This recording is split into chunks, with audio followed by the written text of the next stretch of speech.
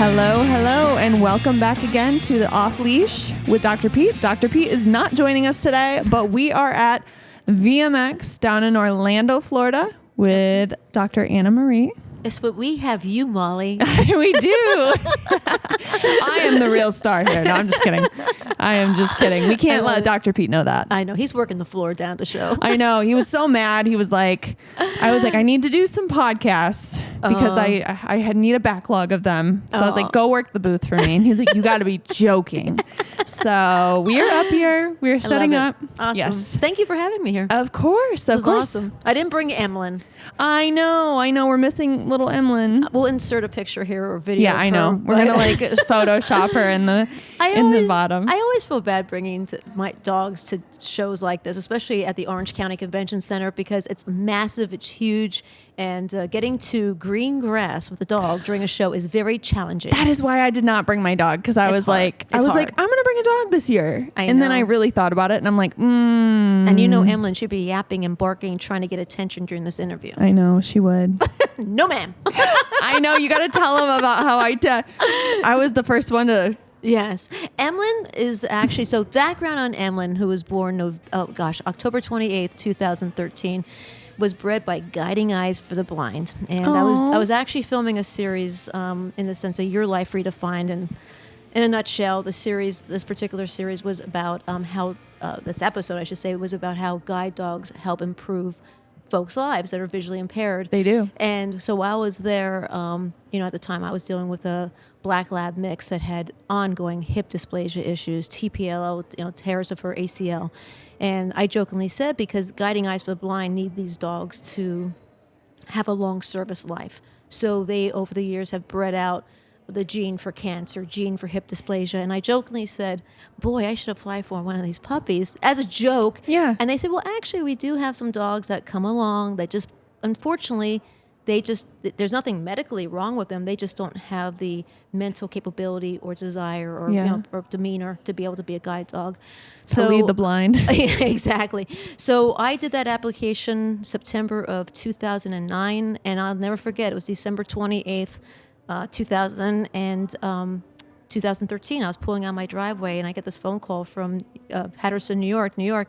And I pick up the phone, like, who's calling me? Because it's been years. I figured my application just is never got lost. And I'll never forget. And she's like, this is, I think her name was Veronica from Guiding Eyes for the Blind. We're proud to say that your application is up. We have a black lab female, 8 weeks old. Her name is Emlyn. And that means it's Welsh, to strive for, to excel. And then she started busting up, like she was chuckling on the phone. She's like, but this is one puppy that's not striving to be a guide dog. So anyway, so we jokingly say Emlyn, who's very, very sweet, and she'd probably lead a blind person off a cliff. Oh, no. But can I tell you something? When I brought her back, she always had that gene that she always wanted to serve. She was very people-oriented. So basically retrained her and got her to be certified to be a therapy dog. And so she was a therapy dog for about 5 years until COVID came through. So we'd go to the schools, and she'd when the kids are study, she would get kids to study, or during stressful situations, going to nursing homes to see people end of life, psychiatric wards. And she really enjoyed that. And I love that. I know. So, she's such a sweet dog. So anyway, but she's yappy. She is. She brought her in the booth last year, and she was barking, and you were like, I don't know how to get it to stop. Yeah. So anyway, so Molly, I said, here. Here. And literally, so you started working with her, and she started doing her little yappy mood, and I'll never forget, you just tapped her on the nose and said, no, ma'am. And she looked like, oh my God. What just happened? Mom, who's this lady? Did. She looked straight to you and was like, did you just see that shit? Did you see what this lady just did? She was so upset. But can I tell you something? Yeah. It works. It does work. It does. It does work. I think she just wants attention, but she's a good dog. So thank you for helping me train her. Of course. No, ma'am. Remember that. So if your dog's yappy, Bop. No, ma'am. No, ma'am. And you got to say it with the tone. A tone, an attitude. Her eyes, like. I know. I'll never forget that. It was right here. It was at Global Pet. Yeah, it was at Global Pet. It was at Global Pet. Yeah, no, was it? No, it was North America Vet Conference. Well, I saw her at Global Pet too. Yes, you did. Yes, I did. Yes, you I saw it can't both remember times. when I did it. Yeah, but she did not yep at Global Pet. She was Yeah. like, maybe I should have brought her back. I Today. remember that lady. Okay, I must admit, Molly, she didn't want to get in the car when she heard I was She going. was like, oh no, I don't want to go see her again. She's mean. So Emlyn just so this year she turns 11 years old. I've had her since she was 8 weeks old. She does not look 11 at all. And this morning, so my whole thing is, and my new passion is about canine longevity. We've been talking about this, and so I still, before I came to Florida, my specialty is podiatry. I'm a human foot and ankle doctor, but I got involved with television back in the late. Gosh, I'm going to age myself. I was actually working at Tripler, studying at Tripler Army Medical Hospital in Honolulu in orthopedics. That was an externship I had. Wow. And that's when Desert Storm started. And I ended up taking a year sabbatical, and I did hard news for NBC. And then I came back to get back into school. But during that transition, I did a short stint with the Today Show as a research assistant. Finished my degree, and I always wanted to kind of connect that gap, that communication gap between human patients and their doctors. And so I did become a medical reporter, and then ended up doing it full time. I did do practice and TV for about 2 years, and then I got picked up by ABC News in Nice. Baltimore. And then I was there for 4 years, and then folks might remember me from, this little network called the Weather Channel. So I joined the Weather Channel in 2003. And I was with them for 10 years until NBC Universal purchased them. And when NBC came into the Weather Channel, they really wanted to kind of reformat the programming. And Okay. and then I came to Florida, and then I thought I was going to hang up my hat from TV and enjoy life and enjoy my horses. And Here you are. So I got back. So the local government had a TV channel, Lakefront TV. We're here locally on Xfinity 22, Spectrum 497. And then you could download our channel, Lakefront TV, on Apple TV, Roku, and Fire Stick. And we even now have a downloadable app for your smartphone, so you could download Lakefront TV. So come March, we actually are doing a new weekly series called Canine Longevity. It's not about lifespan, but health span. Yeah. So we're going to be doing some great things about dog food companies and GI mapping and biomarkers, and taking a deep dive into some of the new research. There's actually a big study taking place now called the STAY study.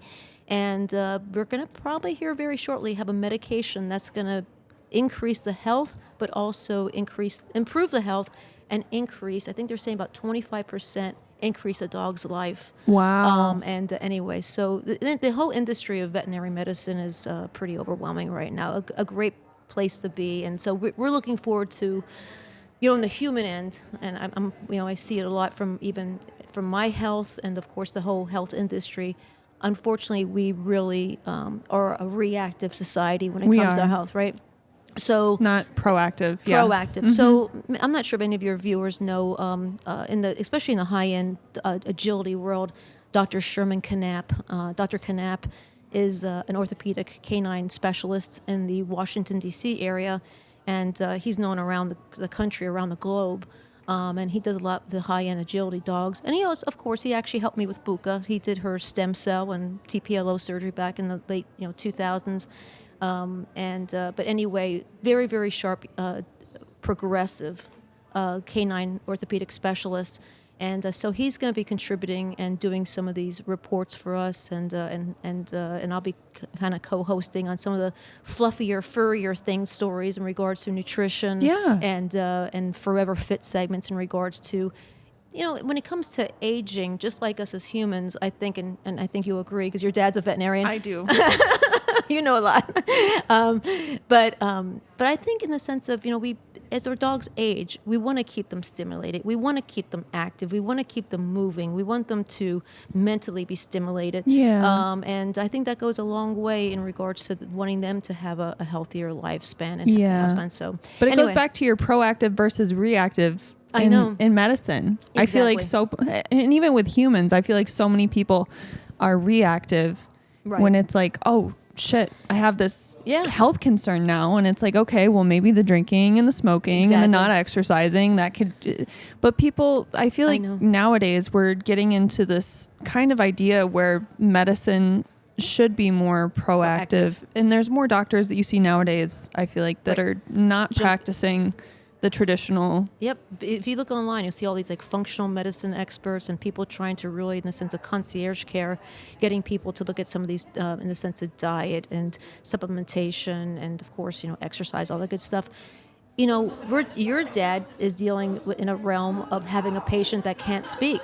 Right, exactly. So we need to, and I was down on the floor walking through, and it is overwhelming.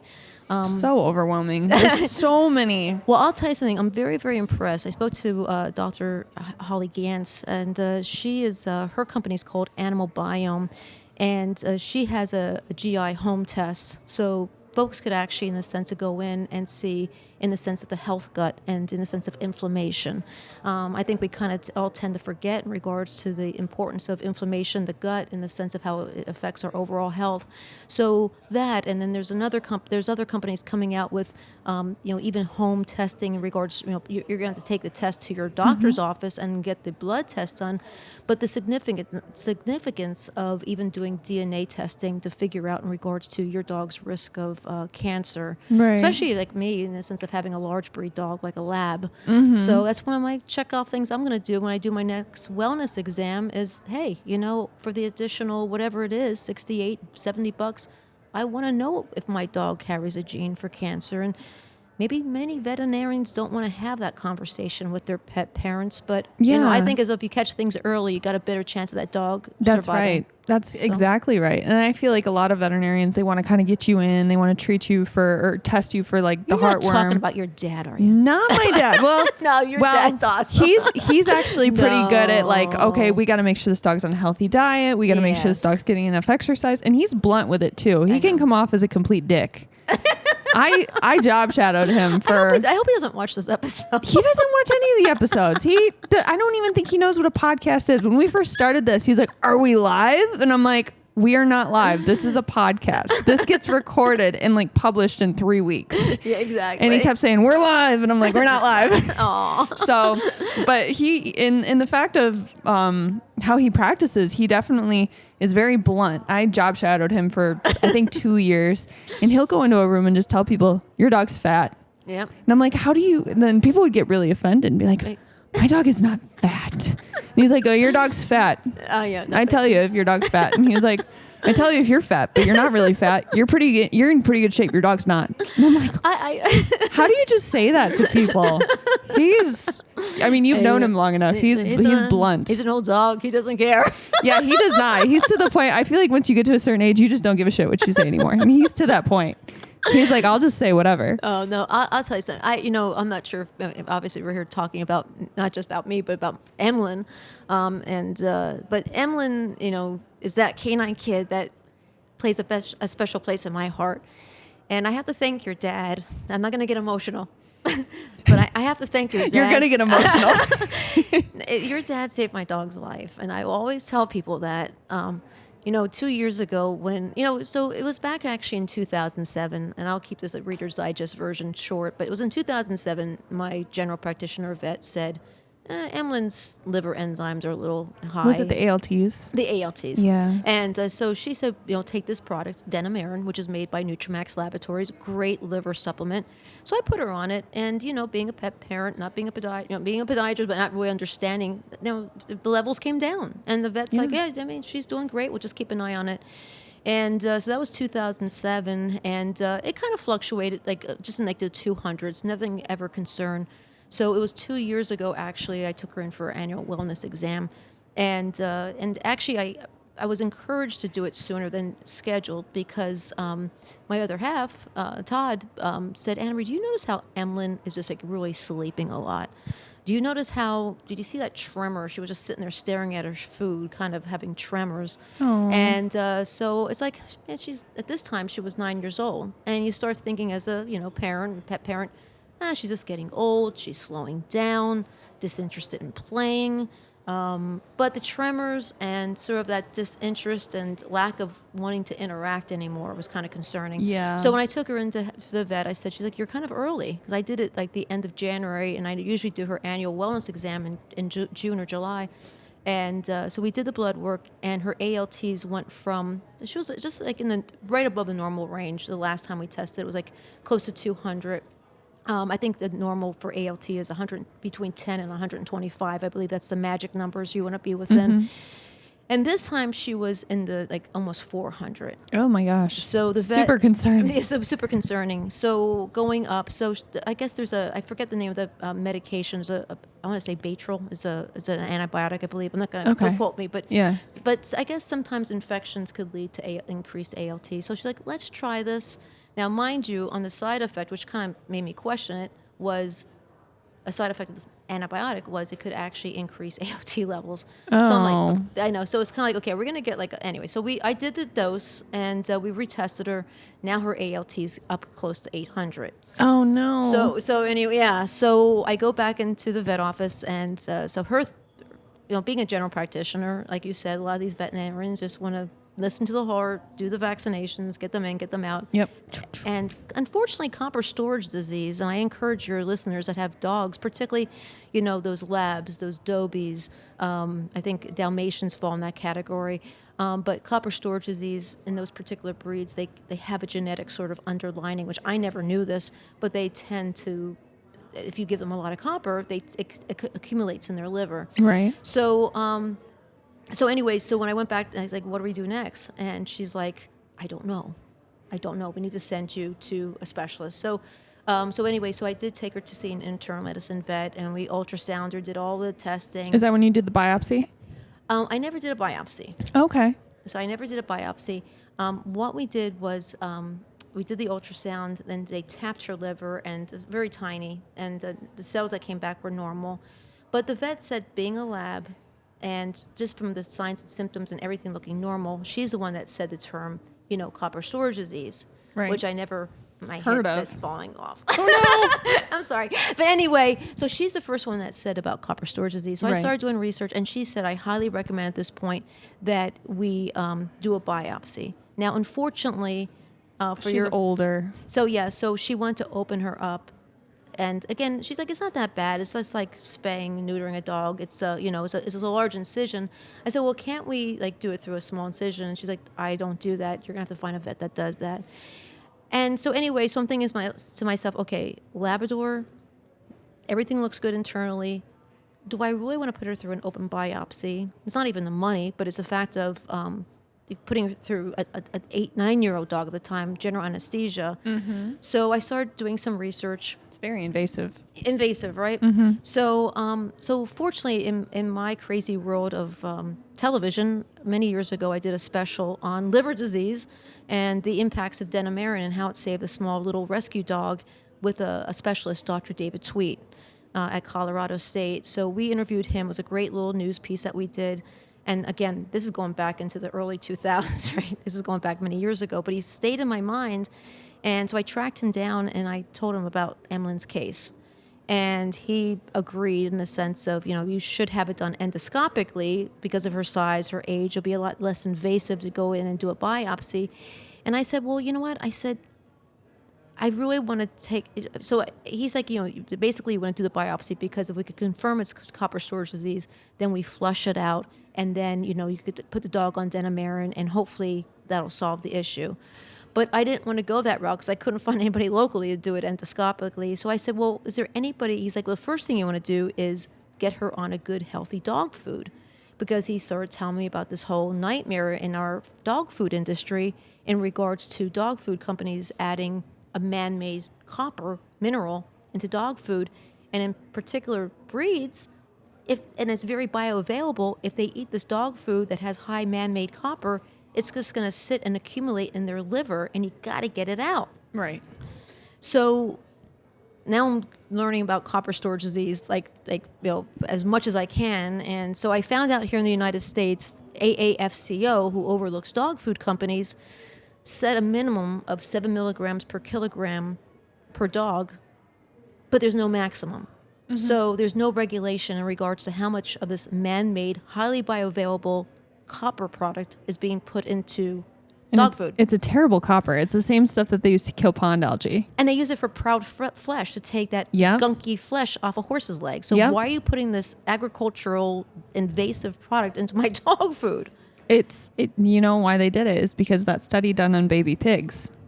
Yeah, I remember your dad telling me about that. Yeah, It so helped. they wanted to make baby pigs grow faster, so they started putting it in pig feed, and then they started putting it in cow's feed, chicken feed, factory fish farm feeds. And we don't want our dogs to age that fast. Yeah, and now it's in dog feeds, which is crazy. It makes no sense. It makes no sense. So Dr. Tweet told me that there's one dog food company that he recommends to his patients, and he feeds it to his dogs. And he was very, very. I had a great relationship with your father, and spoke highly of him, creating a great quality product made here in the United States, small batch and low heat. So I reached out to your dad, and your dad basically gave me a crash course really on copper storage disease. Told me about the research that Sharon Center is doing out at Cornell, because something that used to be breed really hit certain breeds because of the level of copper now in our dog foods, our commercial dog foods. Now it's not even breed specific. Yeah. And I've educated so many people, friends, colleagues, that their vet basically said, yeah, the ALT levels are high. But again, copper storage disease being sort of like the ugly little secret nobody wants to learn about or talk Right. about. So it was your father that, number one, the dog food. And then I explained to him in the sense of, okay, so why do I need to put her through an open biopsy? Because what I found out was even a healthy dog on D-penicillamine, which is used in humans that have Wilson's disease to kind of flush out their liver of of metals. Because it chelates it. Yep. Exactly. What I found out from Dr. Tweet and from your father was even a healthy dog for 3 months on D-penicillamine really won't hurt. Well, it won't hurt them. So I was willing to gamble for my dog's sake that, okay, let's try it for a month. Let's see what happens. I'm willing to roll the dice. Let's put her through a session of D-pen. And worst comes to worst, I had a backup doctor in Miami to do a biopsy if it didn't work, to see what was going on. Right. So basically, long story short, so I wanted to roll the dice. And because I figured, what do I have to lose? Because between your father and Dr. David Tweet telling me that the D-penicillamine will not harm a healthy dog if they're on it short term, I think it was like 3 months, you have nothing to lose. Yeah, So- sometimes the D-pen's too high, though, and then it causes them to not eat. So your dad put Emlyn onto a low dose. It was a low dose for a month. And I must, it was really funny because I didn't know what to expect. Actually, I'm flabbergasted because what happened was she went to the bathroom a lot. She started peeing a lot, right? It was flushing out her liver, obviously. Within 2 weeks, that dog that was disinterested, had no interest, was not really eating, had lack of energy, basically became a puppy again.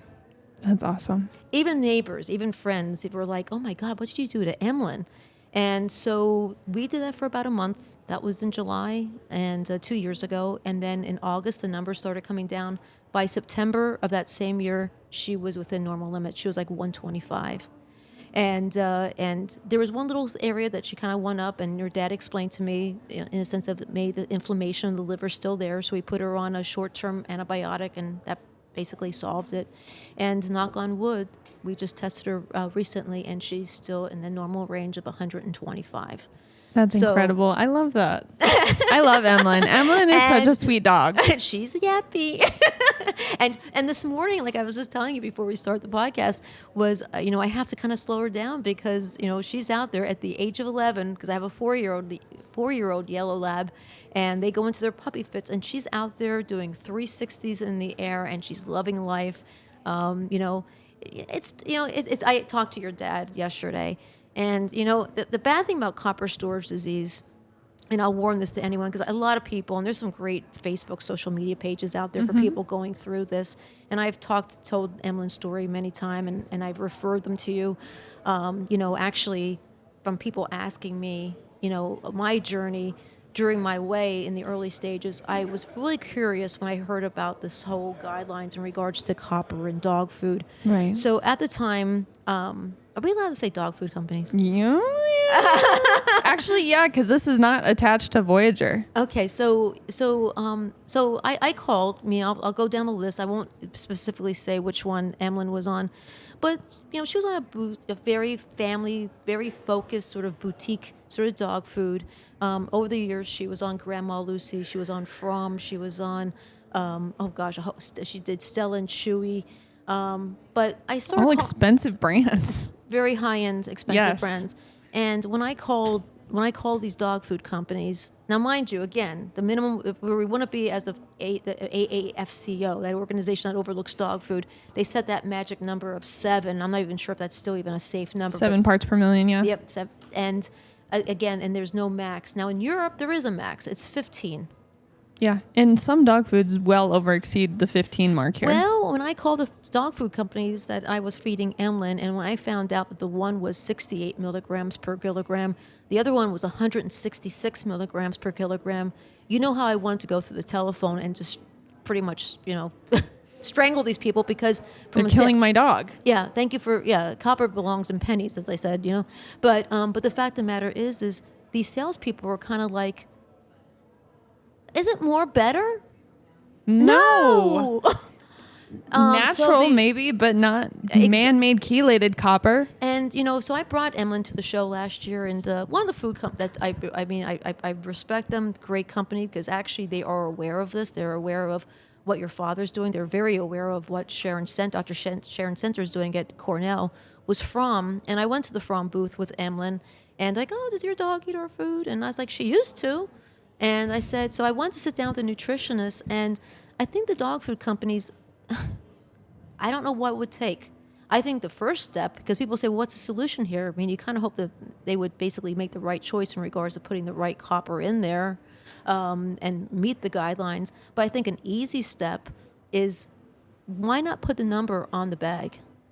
Because as a pet owner, what you have to do, and if you're listening and you have a dog and you're now curious, what's my dog's, ALT level and what's in my dog's bowl, you literally have to call customer service and ask them. Now, hopefully, and sometimes they won't even give it to you. I was on hold once with one industry that put me on hold for 2 hours. Fortunately, I was doing some work on the computer, so I just put the phone down, and they came back on and said, we're sorry, but that information's not available. Somebody will get it to you. Or you call a company like Hill's Nutrition, Science Diet, and then it's kind of like, well, you got to, speak to your veterinarian about what's in the dog food in the sense of, the copper levels. And my question or response to them was, you're a consumer food. You're over the counter. You're not by prescription. I'm not using a prescription diet. So as the consumer buying your dog food, why can't you give me this information? Yeah. And it's always going back to the veterinarians. And it's sad because you know what? And your dad's a veterinarian.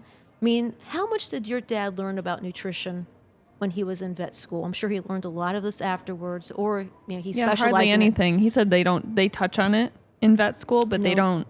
No. I mean, so basically, when you go to your vet, what do they tell you? Rural Canine, Hill's, Science Diet, yeah. Because that's all they know. Because that's who sponsors a lot of the veterinary programs. They're their roots go deep in the veterinary community. Yep. Science Diet, I guess, used to be a really, really good diet, but it was at the time made by scientists when it first came out. And now it's owned by corporate America. Right. Is it owned by that chocolate company? No, that's Nestle, Mars. Mars. Yeah. So I think Science Diet is owned by Mars. We'd have to fact check that. Most dog food companies are owned by Mars or Nestle. Okay. Or Procter and Gamble or Colgate or and the sad thing is what really touched, and if you're looking for learn more about Voyager dog food, which I give to Emlyn now, it's been 2 years, and she absolutely loves it. I mean, I sent you guys videos of it. I'll see if I still have her. I empty it in her storage bin, and she grabs a bag, and she's running around the house. She loves it so much. Loves it. And licks the bag. Good. We love to see that. But we feed the pollock, your pollock recipe, which, and again, her weight's great. She looks great. I give it to my other dog. It was really funny when I was doing research on your dog food company. I went to, and I did, because, it's like Voyager, it's a small company. Yeah. People won't be saying, but, you guys have that great easy shipping. So I do the auto ship, and you Yep. send it free shipping, and it comes at me. Automatically however long Yep, you set it. Exactly. So that works out really well. But I can't think of her name. It was actually a woman that breeds high-end Labradors in New York. Okay. And she has like I said, sort of a boutique dog store, I'm sorry. But her one dog, that her breeding lab actually won the Westminster Dog Show several years ago. I did not know that. So because like I said, I started, Googling it, and it's like, okay, who's using this dog food? Who's recommending this dog food? I mean, Dr. Tweet meant a lot to me, but I was also curious to see who else was carrying, because a lot of veterinarians actually carry it in their practices. So I called this one woman, and she's like, as soon as my Labradors, because she lost a dog to copper storage disease, she basically, once those dogs are off of puppy chow, she takes them right over, because puppies could actually have a higher amount of copper in their diet when they're puppies, but once they become an adult, they really need to. Yeah. So, we would love to make a puppy food. We just can't. But it's not.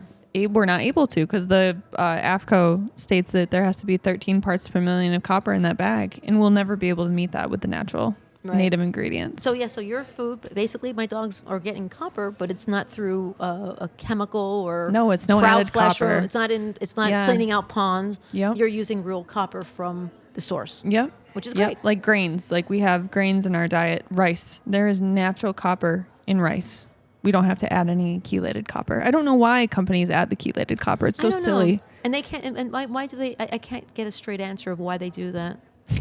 Pete explains it as you know how if you're in a car driving with your significant other and you're supposed to be giving directions and you gave a wrong turn like 8 miles back and you're like, that's okay, I'm going to figure this shit out. I'm going to keep going. And then you're like, no, turn right, turn left, and you're still like confident on where to go. And then the person next to you is like, are you sure you know what you're doing? And you're like, yes, I know. I'm figuring it out. Okay. I think that's where it's just, they're so far down the road. I know. And they're like, I just can't say, oops, I made a mistake. We got to turn around. No. And it's a big, like you said, it's corporate America, and how do you change? But I'm hoping with Sharon Center, I hope your listeners kind of keep their eyes open for this. I think maybe you could even tell me, Dr. Sharon Center, who's very good friends with your dad in regards to this research, how close we are to the study coming out, because there's 3 studies. There's 3 studies coming out, and I heard they're pretty significant. They're so significant. I've seen a little bit of the information coming out on the study, and it's scary, right? It's scary. It's going to be, I think, groundbreaking in a lot of terms of like I've talked to a lot of veterinarians here at this trade show, and a lot of them are like, never heard of copper storage disease, never crossed paths with it. And I'm like, well, how many biopsies do you do? And they're like, none. I'm like, oh, how many times do you see a high ALT? And they're like, oh, all the time. I don't understand it. Have you ever thought about copper storage? And they're like, oh, we have there's another company, dog food company, that has a prescription diet for this stuff, but that's an interesting thing, which I learned too. I want to talk about in the sense of so when I found out Emlyn as a pet owner, the first thing that came to my mind was, okay, she's got high liver enzymes, okay, she's got copper storage disease, she's got to be on a copper-free diet, give me the prescription. And the vet's like, no, just give her any good dog food. I was like, what do you consider good dog food? Royal Canine, Hills Science. Okay, they make a liver prescription diet. Hills ID. Yeah. LD, I think it is. LD. So and Royal Canine has one also. So it's their hepatic formula. Yeah. And so I finally convinced the poor vet, wrote me a prescription for it, and I actually filled it. But during the meantime, I'm talking to Dr. Tweet, and it was actually Dr. Sharon Center that taught me about dog food 101.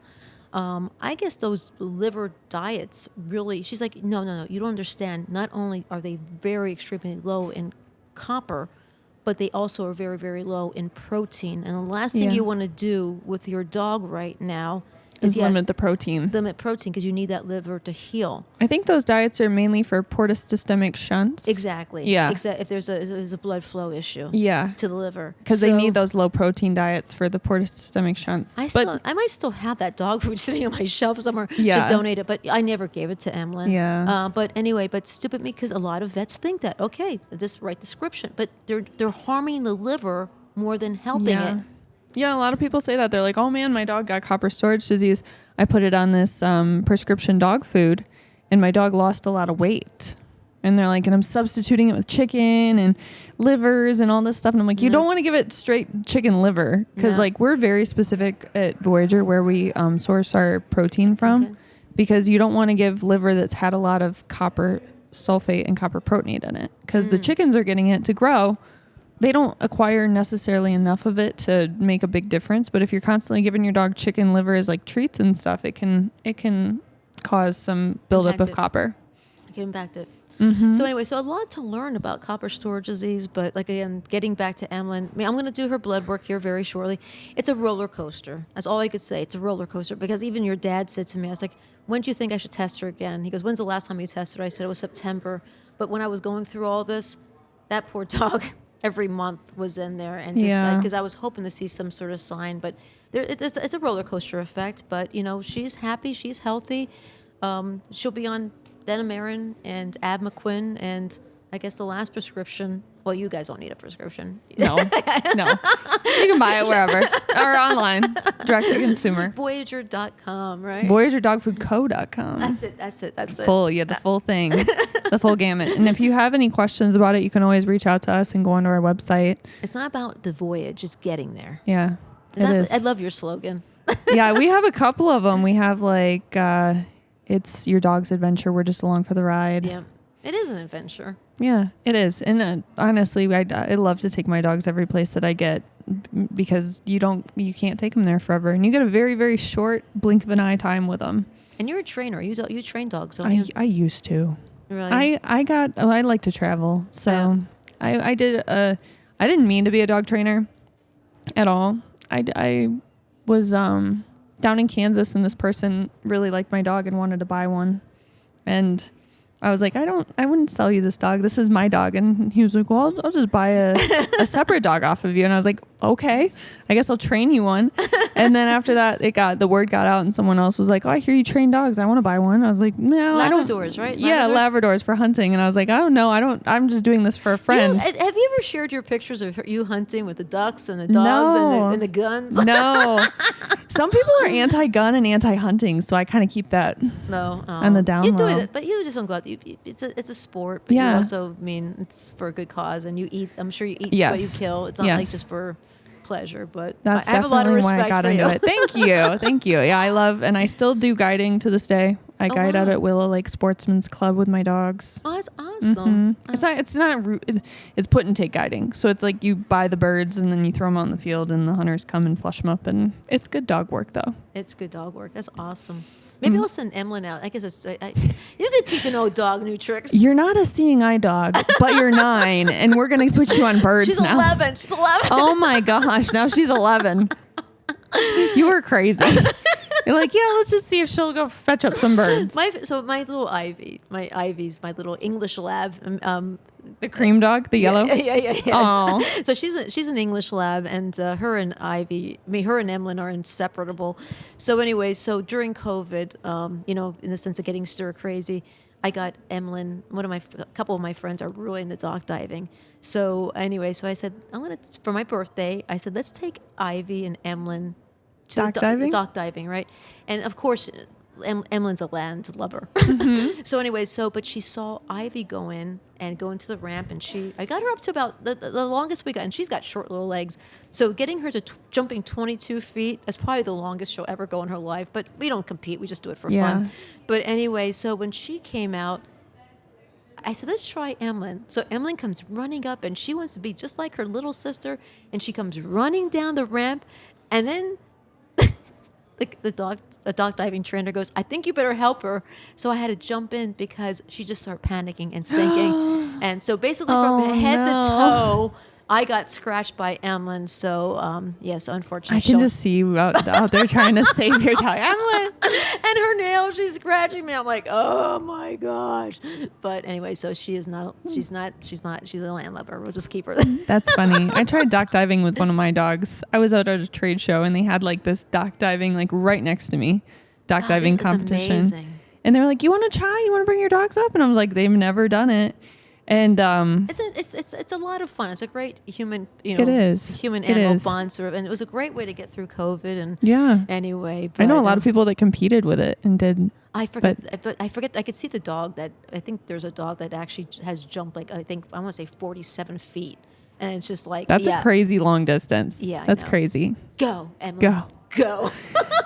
My dog was so dumb. I brought a male and a female to that show, and the female like ran out to the end of the dock and kind of looked and then jumped. Oh my gosh. And I was like, oh, she's smart. She's like going to the end and like checking it out, like not just.